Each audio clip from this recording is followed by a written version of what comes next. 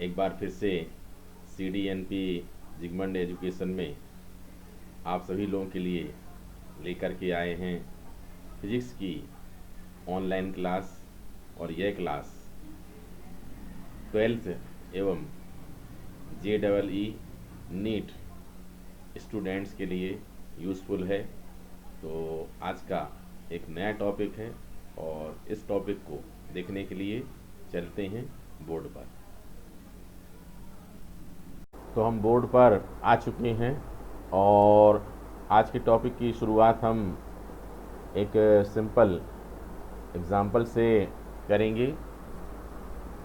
Suppose करिए एक bucket है, एक बाल्टी है और उसमें आपको वाटर फिल करना है और उस बकेट में, उस बाल्टी में अधिकतम 5 लीटर पानी आपने भर लिया। ठीक है, उससे ज़्यादा आप नहीं भर सकते हैं। तो उस बाल्टी की कैपेसिटी क्या होगी बताइए। नेचुरली उस बाल्टी की, उस बकेट की कैपेसिटी कितनी होगी? 5 लीटर होगी। कितनी होगी? 5 लीटर। ठीक है, मतलब क्या हुआ कि हम किसी भी पॉट में मैक्सिमम कितना लिक्विड या वाटर फिल कर सकते हैं, वह उसकी क्या कहलाती है? कैपेसिटी कहलाती है। क्या कहलाती है? कैपेसिटी कहलाती है। ठीक है, ठीक ऐसे ही सपोज करिए कि कोई एक कंडक्टर है, एक चालक है। ठीक है, और उस चालक में हमको क्या करना है? फिल करना है, चार्ज फिल करना है। उसे क्या करना है? आवेश क्यों देना है। ठीक है, अब सोचिए कि हमने चार्ज दिया और चार्ज किया और चार्ज किया और चार्ज किया, एक निश्चित लिमिट तक ही इसमें हम चार्ज फिल कर सकते हैं।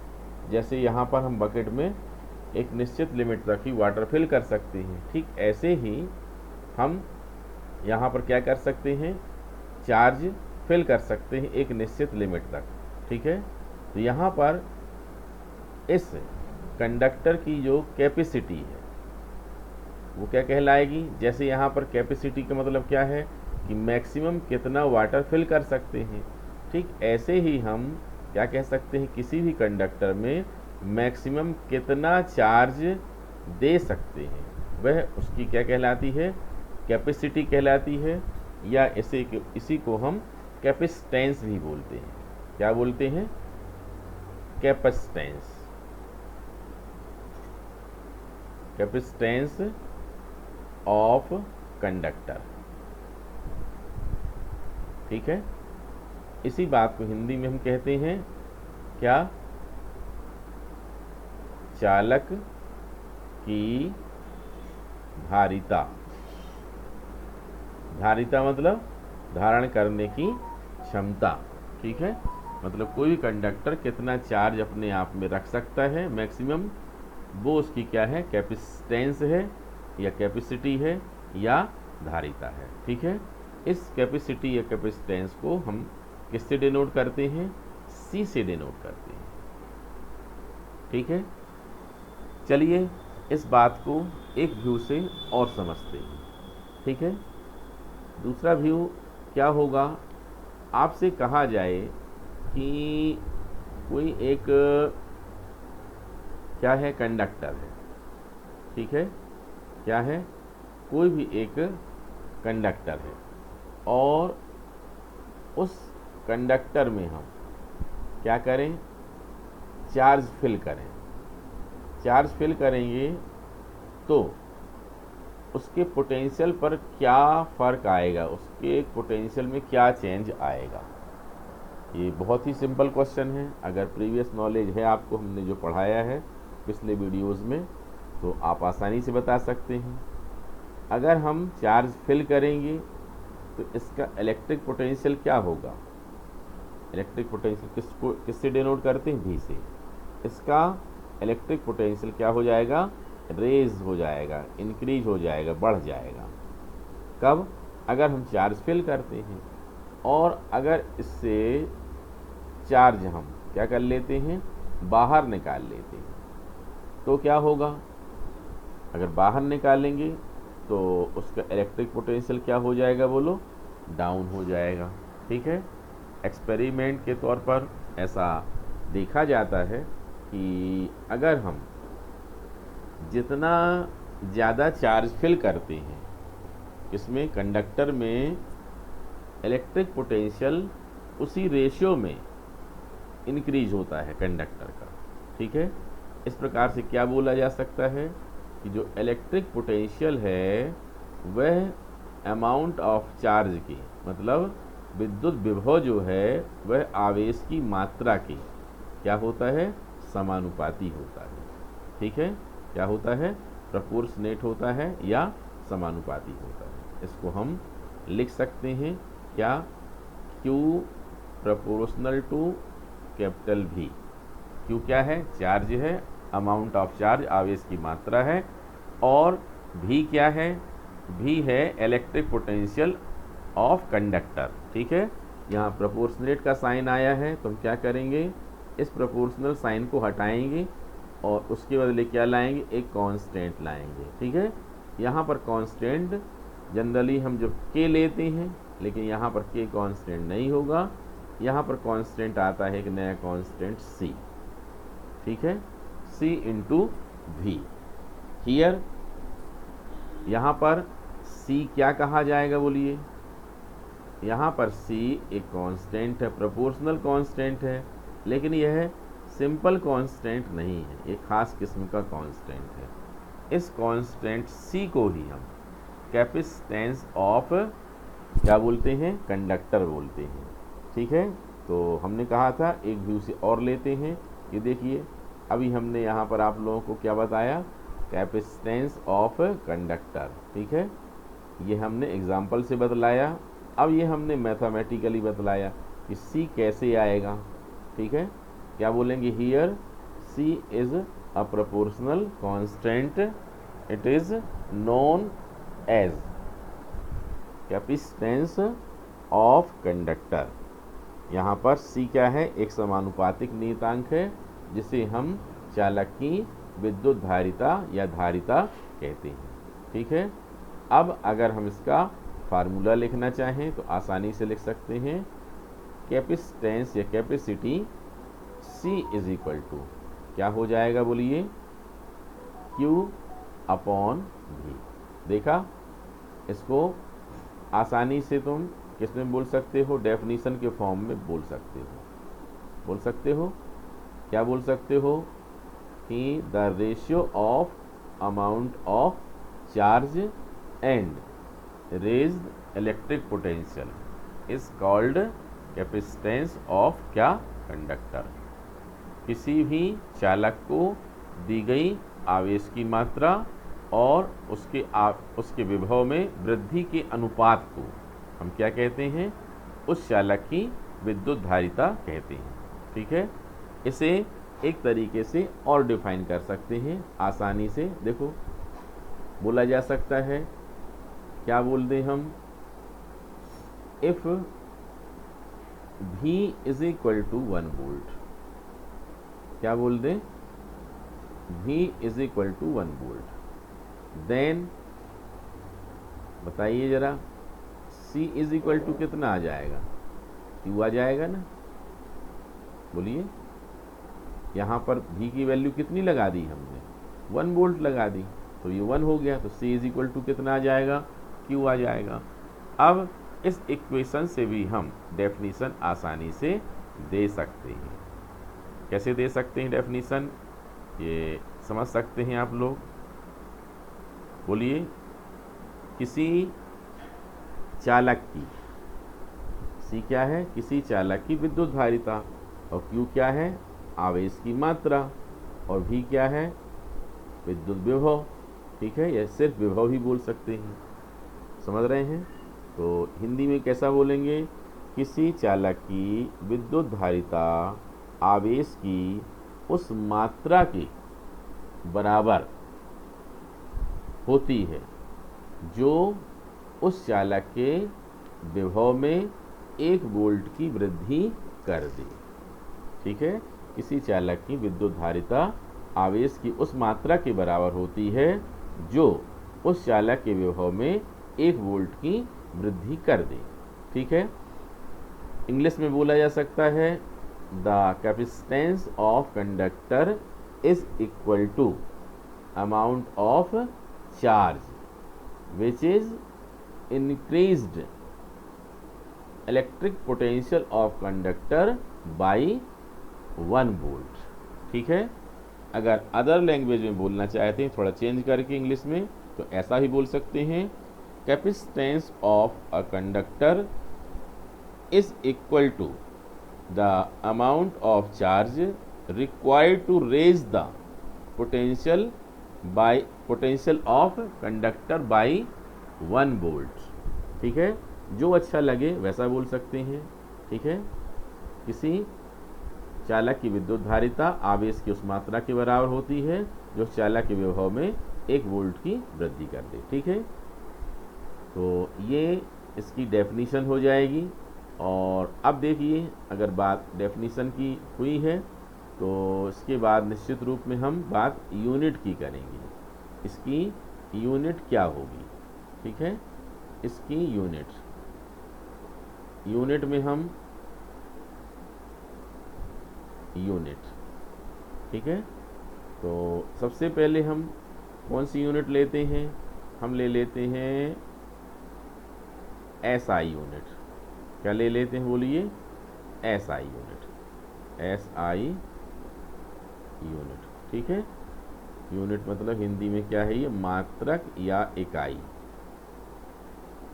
ठीक है, तो एसआई यूनिट इसकी क्या होती है? एसआई यूनिट इसकी होती है फैरड। क्या होती है? फैरड। वैसे डायरेक्ट अपन को फैरड नहीं बोलना चाहिए, और ये एक 1 मार्क का एमसीक्यू क्वेश्चन में आ सकता है कहीं ना कहीं। ये देखिए साइड में हम चर्चा करते हैं इसकी। ये पढ़ा अपन ने C is equal to Q upon V। अब जैसा हमने आप लोगों को पहले भी सिखाया है कि यूनिट जनरेट करनी चाहिए, तो इस फार्मूले को देख करके आप बड़ी आसानी से यूनिट जनरेट कर सकते हैं। देखिए Q क्या है? चार्ज है। इसकी यूनिट क्या होती है? कूलाम होती है। क्या होती है बोलिए? कूलाम होती है। ये हो कूलम। अब अपॉन में क्या है? भी। क्या कर दिए अपन ने? पर या प्रति। क्या हो जाएगा? वोल्ट। मतलब क्या हो गया ये? कूलाम पर वोल्ट।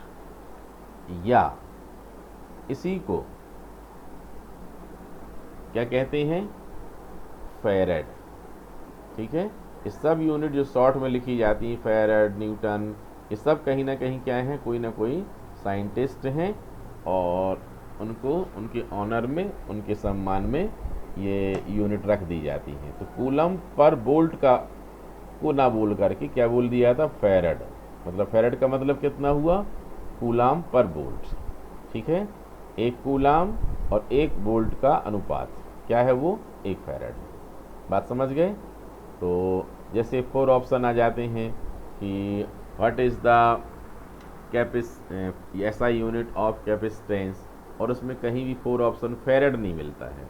क्या मिलता है? Coulomb per volt. तो अब जिनने रट लिया है कि फैरड होती है, तो वे लोग 4 चौथे ऑप्शन में लगा देंगे। इनमें से कोई नहीं, नॉन ऑफ दीज में लगा सकते हैं, चूज कर सकते हैं। गलत हो जाएगा लेकिन, क्योंकि 3rd ऑप्शन में क्या दिया था? कूलम पर वोल्ट दिया था। इसलिए ये फार्मूले के बेस पर यूनिट जनरेट करना जरूर सीखें, और वैसा करना चाहिए, बनना भी चाहिए। ठीक है, अब देखें इसके बाद हम इसकी CGS यूनिट भी लिख देते हैं। CGS। ठीक है, याद रखें यूनिट हम विशेष रूप से यूज किसकी करते हैं? SI ही करते हैं, लेकिन फिर भी CGS यूनिट हम यहाँ पर लिखते हैं। वैसे तो CGS यूनिट फैरड की होती ही नहीं है, और इसका काम चलाऊ मात्रक जो लिखने की परिपाटी है वो क्या होती है? वो होती है ESU।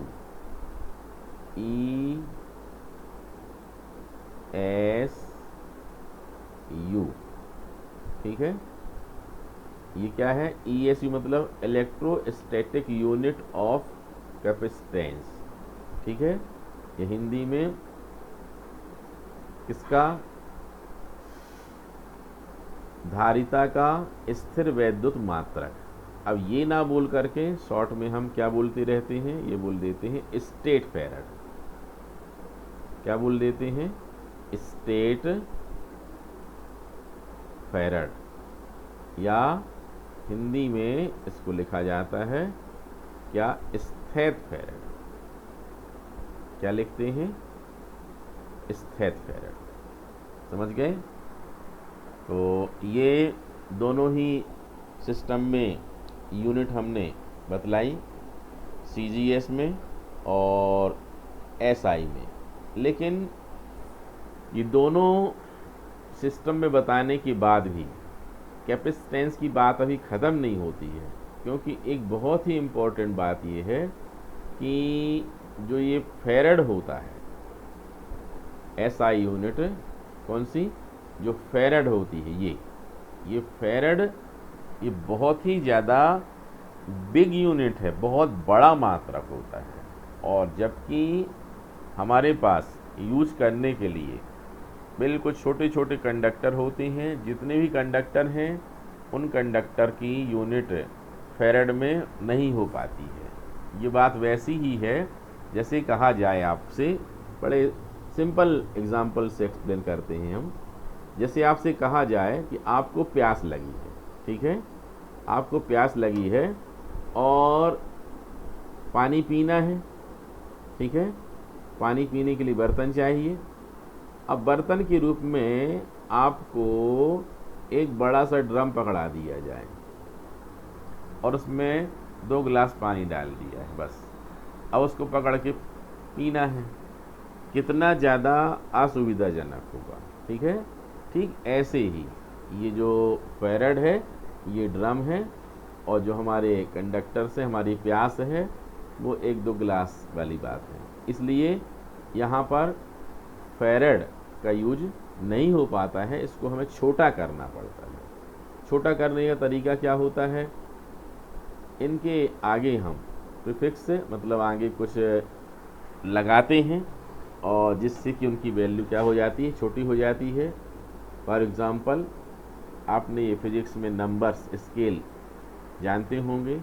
जैसे हमने क्या बोल दिया, फैराड लिखा है, ठीक है। अब फैराड को छोटा करना है तो इसके आगे हमने लगा दिया म्यू। तो ये म्यू का मतलब क्या है, माइक्रो फैराड। क्या हो गया ये हो गया माइक्रो फैराड, माइक्रो फैराड। अब माइक्रो का मतलब कितना होता है ये आपको पता होना चाहिए। माइक्रो का मतलब होता है 10⁻⁻⁶। आप समझ लें कि हमने फैराड में कितने का मल्टीप्लाई कर लिया है, 10⁻⁻⁶। मतलब अब ये लेवल में आ जाएगा, क्योंकि इसको कैसा कह सकते हैं हम, जैसे हमने फैराड को 10⁻⁶ से डिवाइड कर दिया हो, ऐसा। ये देखिए, ठीक है, हमने क्या कर दिया है, ये 10⁻⁶ से इसको डिवाइड कर दिए फैराड को। अब क्या हो जाएगा, वो काफ़ी लेवल में आ जाएगा। लेकिन फिर भी कभी कभी और भी ज़्यादा ज़रूरत पड़ती है इसको और छोटा करने की, तो चिंता की बात नहीं है। अगर हमको और छोटा करना हो तो हम क्या कर सकते हैं, डबल म्यू लगा सकते हैं। ये माइक्रो फैराड, ठीक है। कैसा हो जाएगा, 10⁻⁻⁶ एंड 10⁻⁻⁶, ठीक है। और इसके बाद फैराड, मतलब 10 पावर कितना हो जाएगा, -12 फैराड, ठीक है। और भी आपको माइक्रो नहीं लगाना है 2 बार, कुछ और लगाना है तो आपके पास एक और होता है, बहुत सारे हैं ऐसे, नैनो फैराड। क्या होता है, nano farad. 1 nano is equal to होता है 10⁻⁹। तो हम नैनो फैराड लिख के भी काम चला सकते हैं अगर और छोटा है। अगर हम यहाँ 10⁻⁻12 लिखना चाहते हैं तो माइक्रो को डबल लगा दो, और डबल नहीं लगाना है तो आप डायरेक्ट एक चीज़ और लगा सकते हैं, और वो होता है पिको, पिकोफैरड होता है। क्या होता है? पिकोफैरड। और पिको का मतलब क्या होता है? 1 पिको इज इक्वल टू होता है 10 पावर माइनस 12। कितना होता है? 10 पावर माइनस 12। ठीक है, इस प्रकार से ये आप लोग कर सकते हैं। अब इसमें क्वेश्चन क्या बनेगा, इस क्वेश्चन को हम सिस्टमेटिक एक बार बोल देते हैं और आप लोग इसको लिख लेंगे।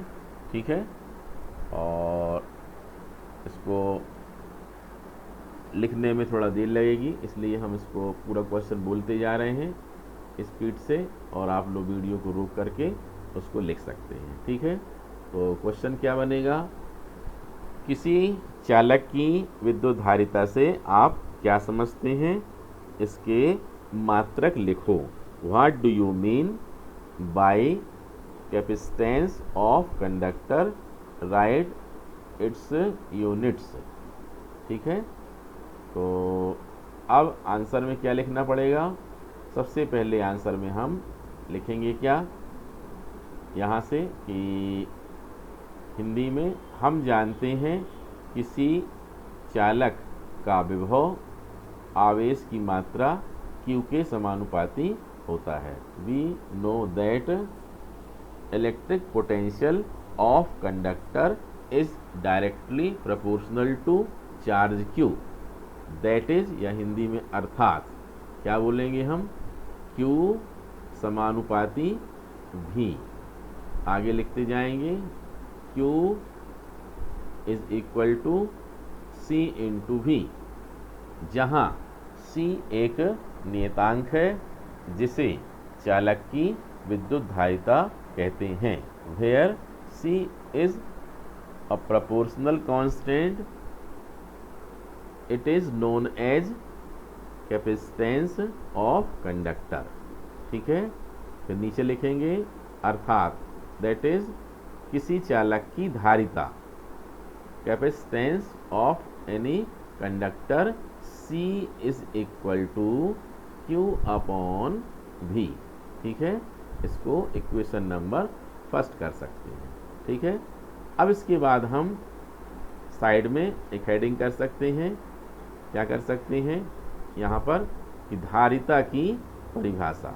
ठीक है, धारिता की परिभाषा, डेफिनीशन ऑफ कैपेसिटेंस। ठीक है, यहाँ हेडिंग कर लो, धारिता की परिभाषा।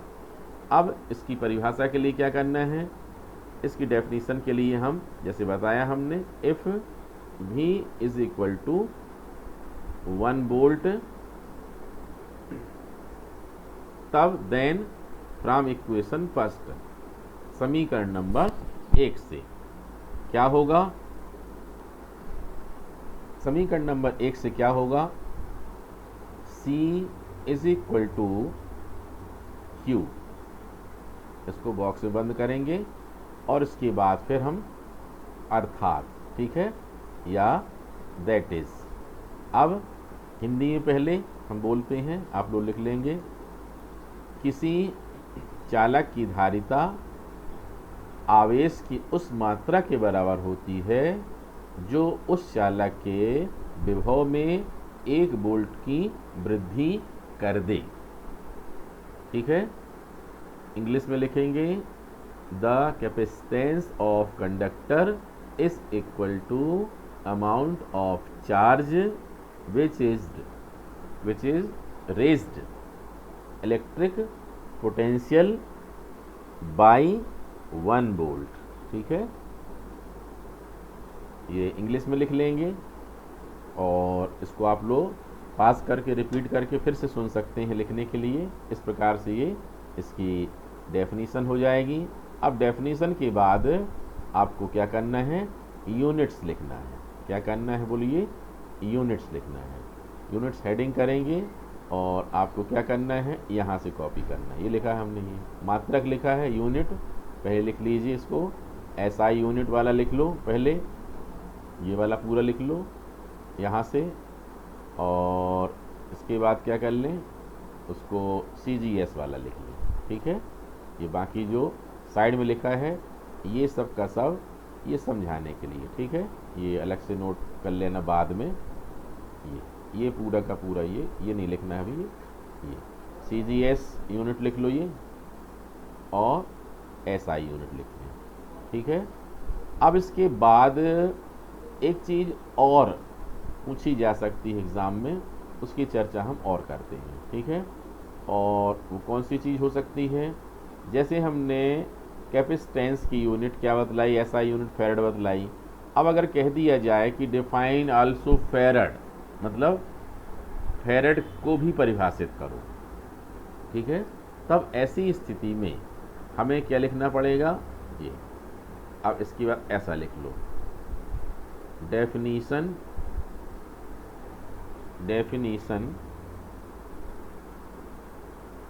ऑफ 1 फैरड, हिंदी में 1 फैरड की परिभाषा, ठीक है। अब 1 फैरड को हम कैसे डिफाइन करेंगे? साइड में यहाँ समझने के लिए ये फार्मूला पर ने क्वेश्चन नंबर फर्स्ट लिखा है ये, तो इसके लिए हम करते हैं इफ, क्या कहा जाए, Q is equal to 1 coulomb and V is equal to 1 volt, ठीक है। हिंदी वाले हिंदी वर्ड में लिख सकते हैं कूलाम और ये वोल्ट, ठीक है। देन फ्रॉम इक्वेशन फर्स्ट, तब समीकरण नंबर 1 से क्या आ जाएगा बताइए? समीकरण नंबर 1 से आ जाएगा कितना? C इज इक्वल टू 1, बोलो आएगा? ये देख लो, ये इक्वेशन नंबर फर्स्ट है अपना, ये C is equal to Q upon V, तो Q की वैल्यू 1, V की वैल्यू 1, तो C इज इक्वल टू कितना आ गया बोलो? 1 आ जाएगा। लेकिन 1 क्या कहलाएगा? ये 1 फैरड कहलाएगा। क्या कहलाएगा बोलिए? फैरड, ठीक है। इस प्रकार से ये 1 फैरड की डेफिनीशन होगी। अब इसको वर्ड में, शब्दों में हम बोल देते हैं, अर्थात करके यहाँ लिखना पड़ेगा आप लोगों को, अर्थात, ठीक है, इन्वर्टेड में, या इंग्लिश मीडियम वालों को दैट इज इन्वर्टेड में। अब कैसे लिखेंगे?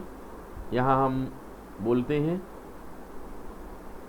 2 प्रकार से बोल के बता देते हैं हम। देखिए यहाँ पर है C is equal to 1 farad, तो कहा जा सकता है किसी चालक की विद्युत धारिता 1 फैरड तब कहलाती है, यह तब होती है जब उस चालक में 1 कूलाम का आवेश देने से उसके विभव में 1 वोल्ट की वृद्धि हो जावे, ठीक है। अगर इसको पलटा के बोलना है तो ऐसा ही बोल सकते हैं, यदि किसी चालक को 1 कूलाम आवेश देने पर उसके विभव में 1 वोल्ट की वृद्धि हो जावे तो उसकी धारिता 1 फैरड कहलाती है, ठीक है। दोनों ही बातों को हमने सिस्टमेटिक बोल दिया है। 2 में से कोई एक बात सुन करके आप लोग कॉपी में नोट कर लें, ठीक है। और इंग्लिश में अगर बोलना है तो क्या बोलेंगे हम? The capacitance of a conductor is 1 farad if a charge of 1 coulomb raises it's potential by 1 volt, ठीक है। यहाँ से शुरू किया हमने और बाद में यहाँ बोला। अब अगर आप इंग्लिश में भी आपको दूसरे टाइप से लिखना है तो फिर ऐसा लिख सकते हैं कि if amount of charge is 1 coulomb and electric potential of conductor is 1 volt, ठीक है, then capacitance of conductor is called 1 farad, ऐसा भी बोल सकते हैं। तो दोनों में से कोई भी एक टाइप में आप लोग अपनी आंसर शीट में, नोटबुक में लिख लेना। ये इस प्रकार से ये वाला क्वेश्चन कंप्लीट होगा, ठीक है। तो इसको हमने व्यवस्थित बोला है, और अगर बोलने में कहीं कोई चीज़ छूट जाए तो आप उसको फिर से रिवाइंड करें वीडियो को लिखने में और दोबारा सुन करके फिर से लिखें। पूरा कंप्लीट क्वेश्चन लिखना है और होमवर्क करके भेजना है, ठीक है। अब हम इसके बाद एक छोटा सा क्वेश्चन और लेते हैं और वो क्वेश्चन छोटा सा न्यूमेरिकल होगा। और न्यूमेरिकल पहले हम यहाँ पर क्या करेंगे, लिखेंगे और उसके बाद फिर उसको सॉल्व करेंगे। और पढ़ते हैं, पहले हम एक क्वेश्चन ले लेते हैं। The potential of a conductor of capacitance 10 picofarad is 250 volt. Calculate the amount of charge present on it. ठीक है, ये एक न्यूमेरिकल हमने लिया। न्यूमेरिकल क्या कहता है, the potential of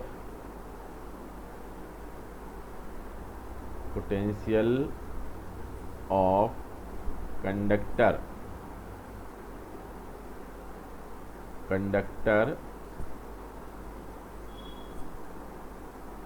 of capacitance 10 picofarad, ठीक है, इज 250 है, ये 250 वोल्ट, ठीक है। तो क्या करना है बोलिए, calculate the amount of charge, ठीक है। मतलब हिंदी में क्या होगा, 10 पिकोफैरड धारिता वाले चालक का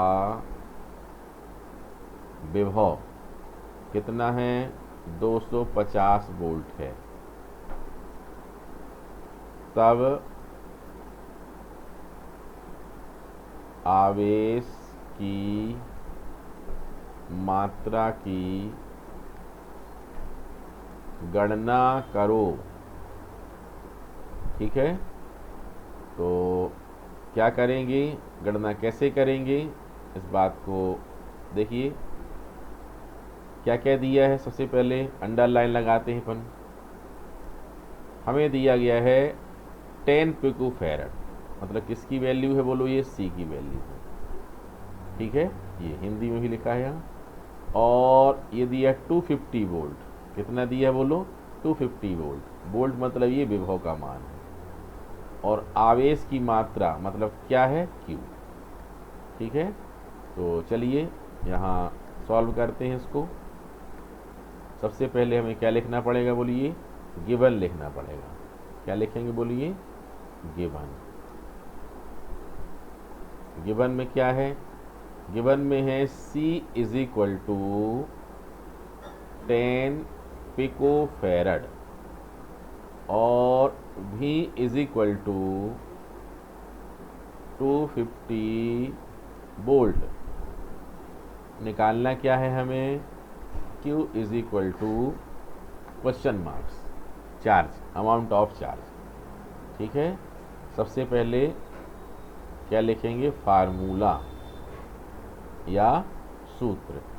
सूत्र क्या पढ़ा अपन ने, C is equal to Q upon क्या होता है बोलो, V होता है। हमको क्या निकालना है बोलिए, Q। तो क्रॉस मल्टीप्लिकेशन कर दो, फिर ये गुणा कर दो, क्या होगा, Q is equal to C into V, ठीक है।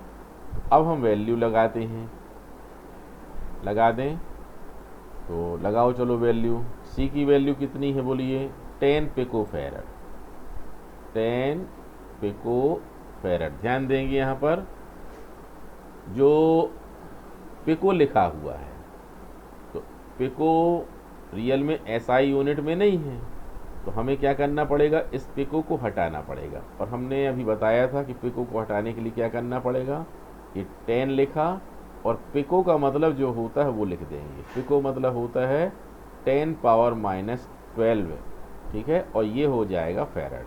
तो ये फेरेड एसआई में और वोल्ट भी एसआई में। अब ये काम बन जाएगा और हम कितना लगाएंगे, 10 इंटू 10 पावर कितना बोलिए -12, और भी की वैल्यू कितनी है बोलो 250 लगा दिया। क्या कर सकते हैं अपन, देखो यहाँ पर 1 0 और 1 0 ये, ठीक है, तो 10 का स्क्वायर हो जाएगा, तो यहाँ स्क्वायर से कैंसिल कर दो, कितना आ जाएगा बोलो 25 बचा, 1 0 हटा दिए अपन ने, और 10 पावर कितनी हो जाएगी 12 की 12 की घट कर के कितनी बढ़कर कितनी हो जाएगी, ये हो जाएगा माइनस बोलो 10, कितना हो जाएगा -10। ये Q इज इक्वल टू, और आपको साइंटिफिक मेथड में लिखना है तो एक डेसिमल मन से यहाँ करो, मतलब कैसा 25 को तुम लिख सकते हो 2.5 इंटू 10, ठीक है, और 10 को फिर से हटा दो यहाँ से, कितना हो जाएगा 10 पावर माइनस कितना बोलो 9, इतने कूलाम, ठीक है। ये देख लो, ये क्या निकल आया बोलो, ये निकल आया आवेश की मात्रा, अमाउंट ऑफ क्या, चार्ज। बात समझ रहे हैं, अमाउंट ऑफ क्या है ये बोलिए, चार्ज है। ये आंसर हुआ। ये सिंपल क्वेश्चन है बिल्कुल, लेकिन अगर आपने ध्यान ही नहीं दिया और आ जाता है 3 मार्क्स का तो फिर कई बार बन नहीं पाता है, ठीक है। तो इस क्वेश्चन को भी सॉल्व करें, और आज 2 क्वेश्चन कराए हमने, और दोनों की अच्छे से प्रैक्टिस करें और पूरी तैयारी करें, ठीक है। उम्मीद है आपको ये दोनों ही क्वेश्चन अच्छे से समझ में आए होंगे, और इनको लिखिए, नोट्स बनाइए और प्रिपरेशन अच्छे से करिए, और सिमिलर न्यूमेरिकल्स ज़रूर सॉल्व करके देखें, क्योंकि फिजिक्स के लिए न्यूमेरिकल्स बहुत ही इम्पोर्टेंट होते हैं। तो आज के लिए इतना ही, कल फिर से नए टॉपिक के साथ मिलेंगे, तब तक अपना ध्यान रखें।